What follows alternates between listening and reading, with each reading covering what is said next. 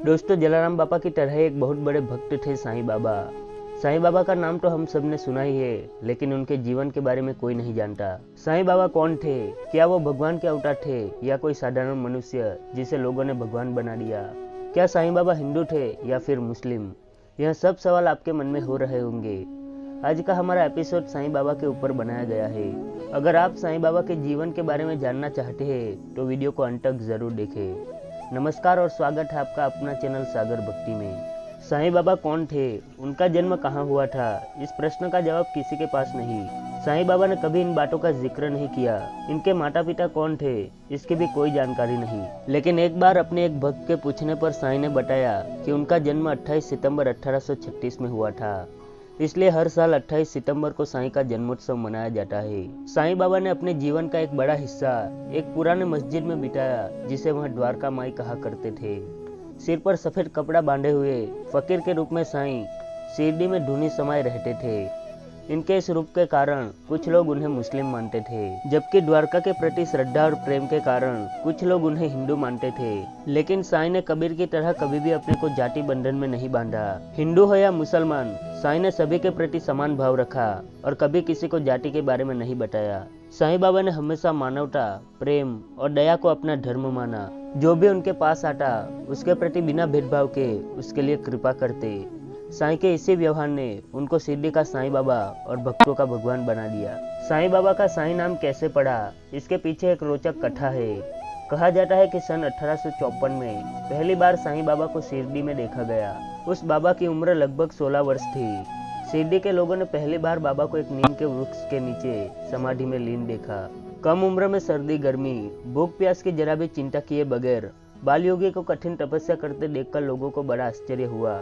त्याग और वैराग्य की मूर्ति बने साईं ने धीरे धीरे गांव वालों का मन मोह लिया।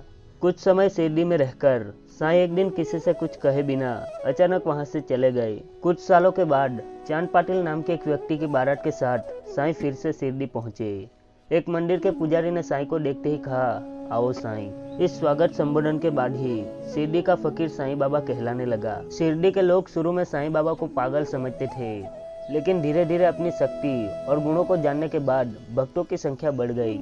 साईं बाबा शिरडी के केवल 5 परिवारों से रोज दिन में 2 बार भिक्षा मांगते थे। वे टीन के बर्तन में तरल पदार्थ और कंधे पर टंगे हुए कपड़े की झोली में रोटी और ठोस पदार्थ इकट्ठा किया करते थे। सभी सामग्रियों को वे द्वारका के माई लाकर मिट्टी के बड़े बर्तन में मिलाकर रख देते थे और कुत्ते, बिल्ली तथा चिड़िया निसंकोच होकर खाने लगती थी। बची हुई भिक्षा को साईं बाबा भक्तों के साथ मिल बांट कर खाते थे।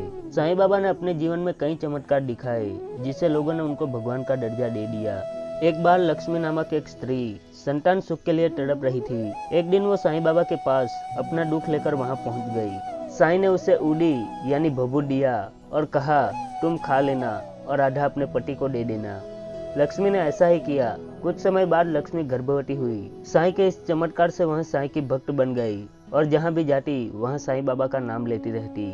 लेकिन साईं के किसी विरोधी ने लक्ष्मी के गर्भ को नष्ट करने के लिए धोखे से गर्भ नष्ट करने की दवाई दे दी। इससे लक्ष्मी को पेट में दर्द होने लगा तथा रक्तस्राव हो गया। लक्ष्मी साईं बाबा के पास पहुंचकर फिर से विनती करने लगी। साईं बाबा ने लक्ष्मी को उड़ी खाने के लिए दिया। उड़ी खाते ही लक्ष्मी का रक्तस्राव ठीक हो गया और वो सही समय पर संतान सुख को प्राप्त कर सकी। साईं बाबा के इस चमत्कार से लक्ष्मी बहुत खुश हुई और साईं का धन्यवाद करती हुई वहां से चली गई। साईं बाबा के चमत्कार से उनके विरोधी आश्चर्यचकित हो गए। साईं बाबा 15 अक्टूबर 1918 को विजयादशमी के विजय मुहूर्त पर शारीरिक सीमा का उल्लंघन कर निज धाम प्रस्थान कर गए। इस प्रकार विजयादशमी उनकी समाधि के रूप में बनाया गया। तो मित्रों, ये थी संपूर्ण कथा साईं बाबा की। अगर आप साईं बाबा के सच्चे भक्त हैं तो हमें कमेंट में लिखें जय साईं बाबा। वीडियो पसंद आया हो तो लाइक और शेयर करें तथा धार्मिक कथा से जुड़े रोचक तथ्य के वीडियो रोज देखने के लिए सब्सक्राइब करें हमारे YouTube चैनल सागर भक्ति को। आपका बहुत बहुत धन्यवाद।